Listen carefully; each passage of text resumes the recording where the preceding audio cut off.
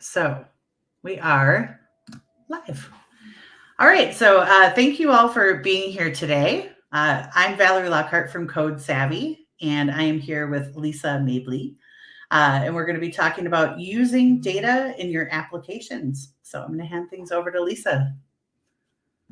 All right. Thank you, Val. You're welcome. Yeah. So here we are to talk about data integration. Let me just start by asking you to think about if you have a phone, what do you use it for every day?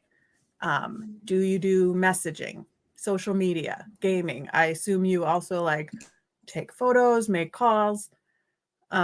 Think about all of the data you are creating every day on your phone.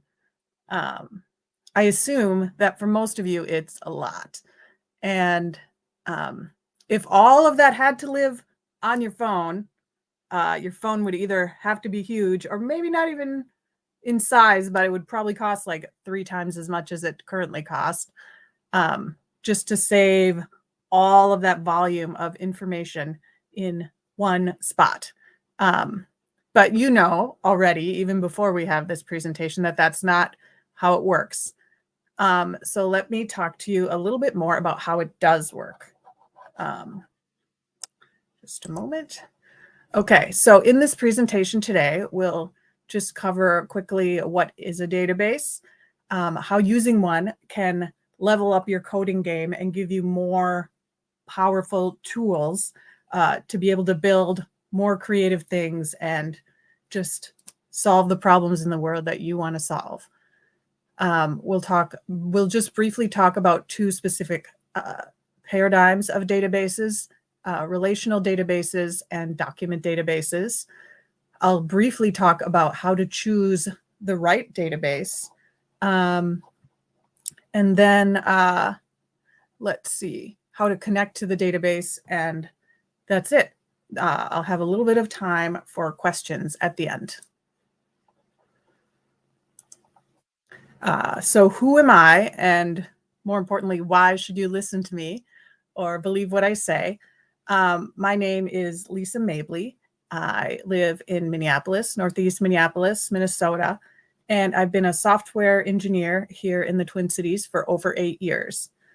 I actually was a career changer. I started out my career working in graphic design and advertising.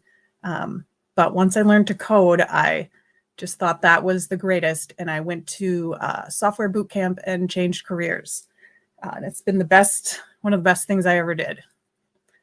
Right now, I am working as the founding engineer at a small startup called Joyous. And we are working on an app to improve postpartum outcomes for birthing parents. We have a clinical trial that's going to be going live in January. So I'm really excited to see how that goes and if this tiny startup will grow into a big startup or what happens next. If you want to find out anything more about me, I have a URL there on the slide for my professional website. Next, I wanted to talk about the typical path as you're learning to code. The first things that you learn are often how to display something on the screen and how to run local logic, maybe make the application respond to a button click or run some kind of calculation locally. And that is like super fun and exciting as you're learning to code. Maybe you might make a simple game and you can just run it and play it and it's perfectly functional. But then the next step that takes it to the next level, I mean, I guess it's not a linear path, but one thing that makes it more robust is to be able to save persistent data so that, say, after you finish your game, you could save, or even in the middle, you could save the game you were playing or save your high score. And when you come back later, that information is still there. The data has persisted between the times when you were running the application. That stuff can be saved locally sometimes, but most commonly it's saved in a database where it can, both your information and other users' information can be stored together, and you can, those different pieces of information can interact with each other. If you're on social media, you're liking and commenting on other people's posts, that kind of thing. So that is where we're headed with this presentation. There are many, many different database paradigms, just kind of ways databases are set up and how they store the information. We're just going to focus on two really common ones today, relational database and a document database. There are a lot of other cool ones, like one you might have heard of is a graph database, but that is too much for us to fit into one little session today. So those will be things you can research further later. We might have to have you come back and talk about that later, Lisa.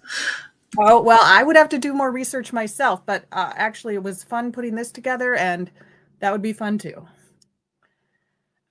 So relational databases have been around for a long time. There's been a lot of infrastructure and research and community built up around relational databases.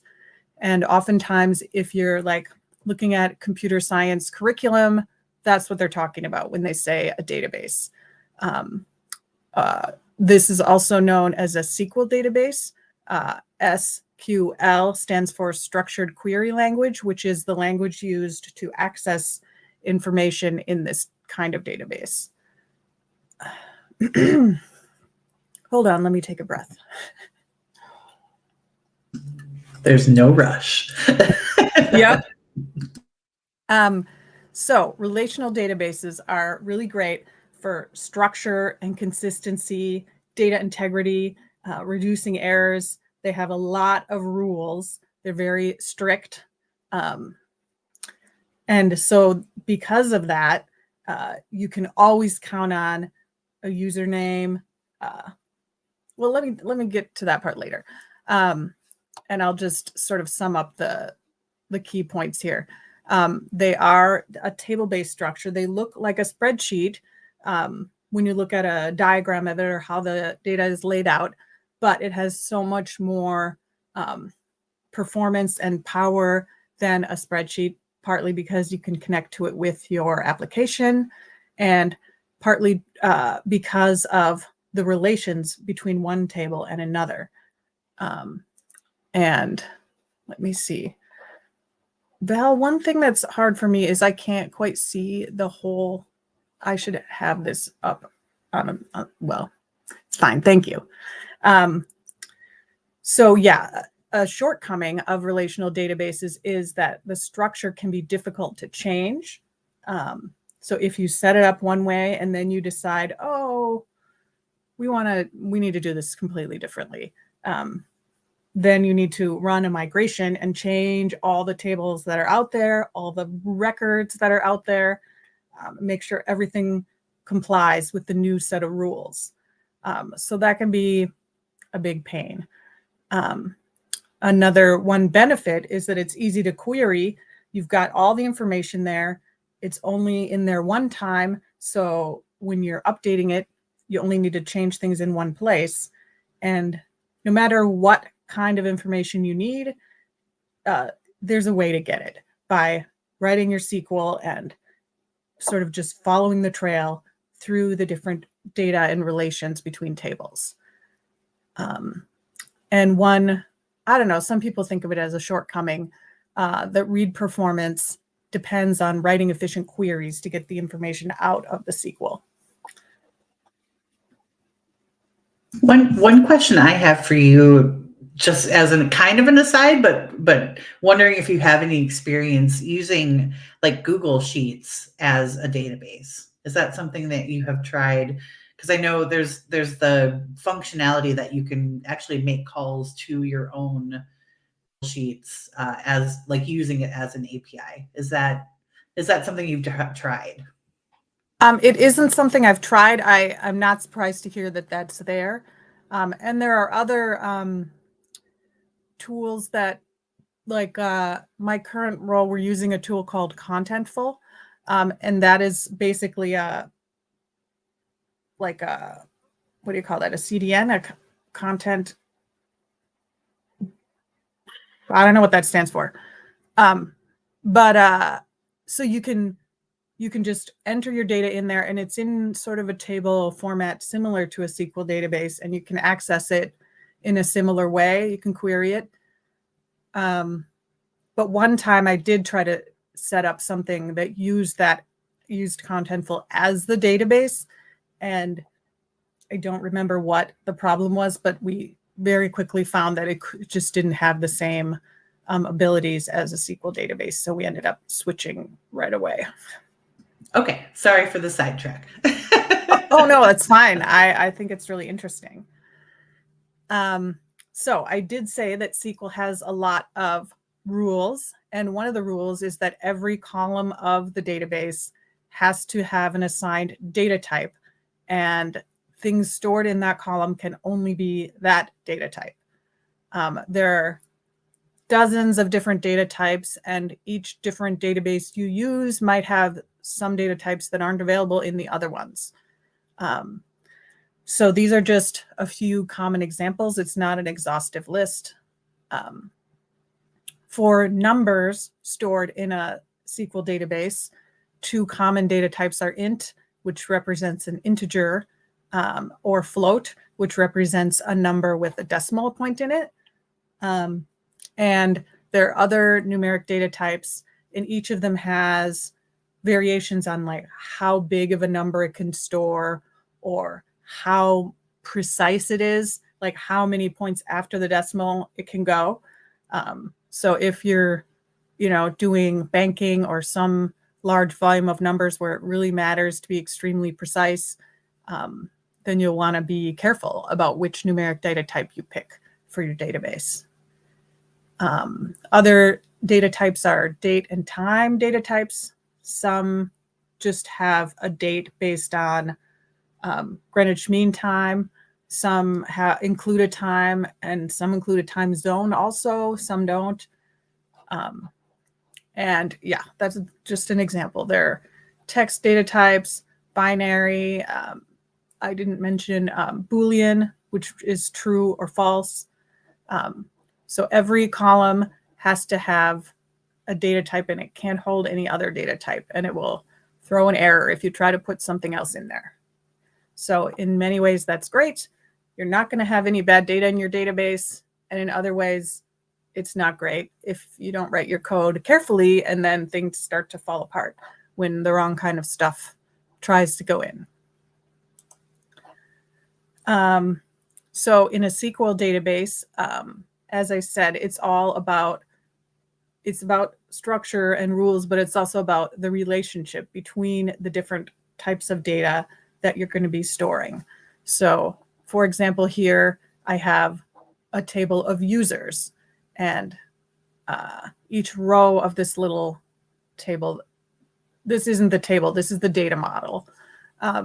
So this is describing what tables I'm going to have in my database: a user table and a phone table. And then these rows here are actually representing what the columns are going to be in that database. So every table must have a unique primary key that no other row in that database will have the same value for this. Usually it's often an ID, but it could, if you're sure that like every user in your database will have a unique email or phone number or something, you could use a different column as a primary key. You could even use a combination of columns. But probably the most straightforward is just to use an ID column. Then first name, last name, that's what's in this table. And then this second table, this second table represents phone numbers. And we're assuming that maybe each user might have multiple phone numbers, an infinite number of phone numbers. And so we're going to put all the phone numbers in this other table. We're going to link them together. I should stop clicking. We're going to link them together by the user ID. which references the primary key in the other table. You can put all other kinds of sort of constraints on the columns and rows in the SQL databases, including other columns besides the primary key could be required to be unique. They call it a foreign key when one of these columns references the ID of another column or the primary key. For example, for phone numbers, say I didn't want my users entering all kinds of weird stuff with some of them have periods between the three parts of the phone number and some have hyphens and some have parentheses and whatever. I could say, okay, this is just going to be 10 numerical digits and that's all that's allowed to go in this column. I could do that. And that would be really great. And I would always know what the phone number was and I would never have to parse it out from, the different types of characters that the users entered. However, this is where some shortcomings of SQL might come in. For example, say that that's what I did. And then eventually my company grew and we got our first international user and they had a longer phone number with a country code. And then I have to ask myself, do I want to change that column and allow more numbers? Do I want to add another column that's like country code? Or, how to handle that. And when I do want to change it, I have to run a migration, as I said, and change every existing piece of data in the database to allow that one piece of data to change to a different shape. So that's something that's challenging about SQL databases. I love them anyway. So here's an example of what that database that I just showed you a model for. Here's an example of what the data in that database might look like if I did the thing with the phone numbers being numbers. So we have 4 users here. Here's the user ID, and we have different numbers that relate to each user. And I said before that some people think it's, too much work to query a SQL database because every time you want to show the full information about the user and their profile, you don't just pull the user table, you pull data from the user table and then you have to link over here to get the phone numbers. And maybe the addresses are in a different table and their account information is in yet another table. So it can get, it can seem complicated to write the right query to get all the information you need. Wait, let me just go back 2 slides or 3. Oh yeah, but the good thing about that is that everything is only stored in one place and that like we don't have Doreen Green's phone number any other place in the database. It's just right here and that's the only place. If she changes her phone number, we change it here and everywhere you see her phone number, it's fixed. Here are some examples of popular relational databases. I use Postgres every day, but I've used SQL Server in the past at another job, and that's really powerful also. SQLite, SQL Server, go them. I haven't used them, but okay, so this is something newer that has come out, and it's pretty cool and exciting, especially, I mean, as I started thinking about it, it almost feels like a reaction to SQL databases. Like it's better. It's almost like the opposite of a SQL database. It's all about flexibility, freedom to change things. And in that way, it really goes well with software development and kind of an iterative approach. Maybe the same problem that I described earlier with the phone numbers, if you in your document database have new users and you want to save a country code for just that one user, you can go ahead and do that, not a problem. So yeah, document databases are all about freedom to change and flexibility. The data shape can literally be almost whatever you want. So if you aren't really sure what you want at the beginning as you're building your product, you can start out doing one thing and change it to something else later. That can cause errors, as I said. But if you write your code carefully, just to sort of manage that, you might say, well, if the user has a country code, we're going to do this, but they might not, because most of them don't, except those 3 international users we just got. It can be challenging to find data that you didn't plan on needing. This is more, maybe I'm bitter, but this is my own experience.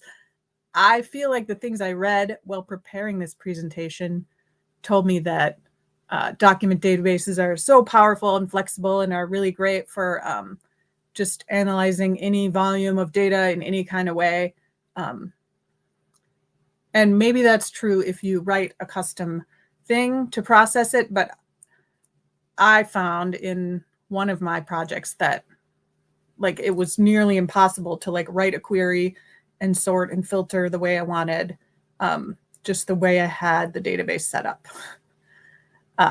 So that's a longer term shortcoming, but I would say in most cases for people who are just learning to code or just sort of experimenting, probably a document database might be a better choice just because it's flexible and easy to get started.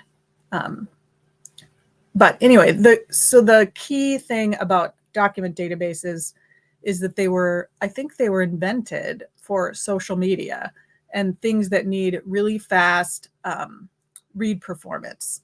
They realized that when you're looking at Twitter or whatever social media site, you're doing a ton, the database is doing a ton of reads. It's showing a lot of information to people. And people don't really go in and change their profile settings, their avatar, whatever, that often. So they optimize the database for reads. And they saved, unlike SQL, where you only ever have information in the database in one place and never anywhere else. The people who invented document databases decided, well, why not just put the username everywhere? Whenever the user makes a post, just save the username in there with the post. Every time they make a post, put it in there. And then when we're reading the post, we don't have to go find the username some other place. So that is really great for reading.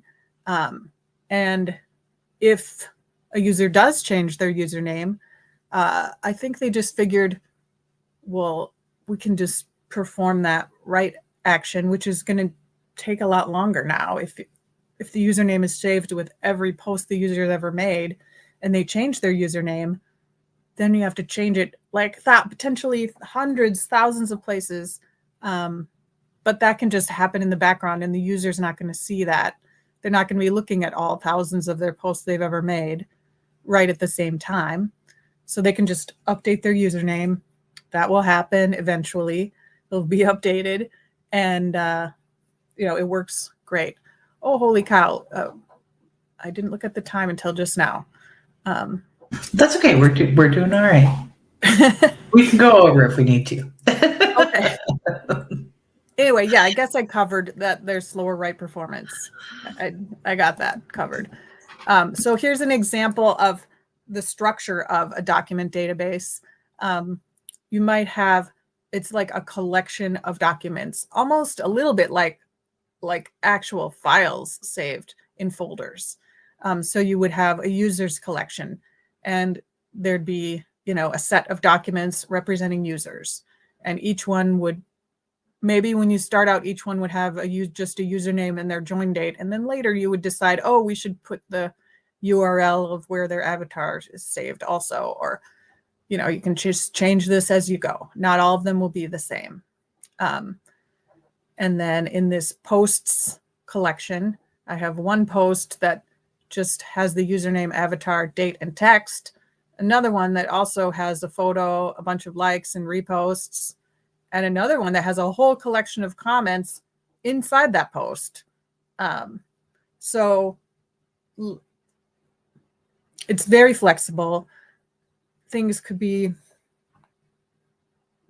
you can save things as you need them and change it as you go. But you do have to write your code a little bit differently to understand that a user's not always going to have all the same different attributes all the time. Or maybe they do, and it's even a different data type than it was for some of the other users. So these are the trade-offs that you have to think about when deciding between a document database and a SQL database. One question I have real quick, Lisa, if you said that with these document databases, it'll go back, like the username, if they update that, it will go back and change that on the past. But does it only do that when the past is recalled, or does it eventually like go through and change it all anyway? So like, no, it just does it all right away. Okay. I think it would, it would be a little weird to try and remember that, okay, when this gets pulled up next, it needs to Then it change. changes. Yeah. Okay. That makes sense. So Okay. it would probably like take an hour, I don't know, depending on how much data there is. It takes a while to update. I don't know. Some people post a lot. So you never know. Yep. So popular document databases include Couchbase, Firebase, Mongo, Dynamo. There's many others. I didn't use this word, but these would be included amongst the sort of super category that are called NoSQL databases. Sometimes they refer to just any database that's not a relational database as a NoSQL database. So document databases are one very common kind of NoSQL databases, but pretty much all the other kinds that are not a relational database are all NoSQL. So you might be asking yourself now, how do you pick the best tool for the job if you're making a project and you're not sure what kind of database you need, but you know you need to store some information? What I think is that relational databases are great for structured data in patterns that aren't likely to change frequently, like a banking application or those other examples I have listed there. If you're writing an application for a bank, it's unlikely that they're suddenly going to have a new type of transaction or a different type of currency than all the ones that already exist. Like, those things are very likely to just stay the same for very long periods and not need to be changed. Document databases, on the other hand, are better for either unstructured data sets or data patterns that are still evolving as you're trying to figure out what you want your app to do. Some examples are listed here: social media, gaming. Just real quick, I know we don't have a lot of time left, but the most common way that an application will connect to a database is using a REST API. REST stands for Representational State Transfer. An API is an application programming interface, and that uses HTTP or a hypertext transfer protocol. So just real quick, it's very similar to the HTTP is very similar to like a URL that you would enter into your browser, and you would send it to an API. You would make that call, and it would, instead of returning like HTML data that can be displayed in your browser, it would instead return data in another format that you can use in your application. Probably it really depends on which database you choose. They have all kinds of different specific formats that you would connect to them with. So if you still aren't sure where to start, I recommend trying Firebase. There's the URL. There are a lot of inexpensive and or open source platforms out there for small projects. Usually they are low cost. They depend on how much data you save and use. And yeah, so I don't know for sure which ones are the best or if new ones have come out, but I've personally used Firebase for hackathon projects and personal things quite regularly, and I find it works great, and I can get something up and running with a database and hosting on the web very quickly and inexpensively. So that would be what I recommend. I think that is all. I feel like I talk really fast. No, that was really, really informational. So thank you.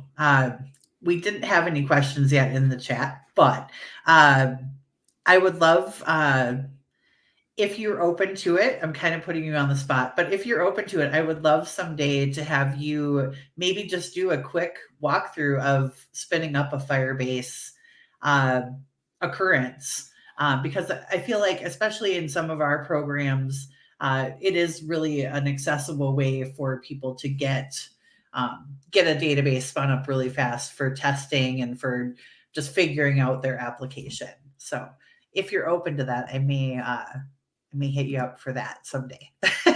Sure, we can talk about that some more. Okay, cool. Well, I really appreciate you walking through all of this with us and sharing your knowledge with us. And thank you for just being awesome in general. So, oh, you're welcome. Thank you for all you do.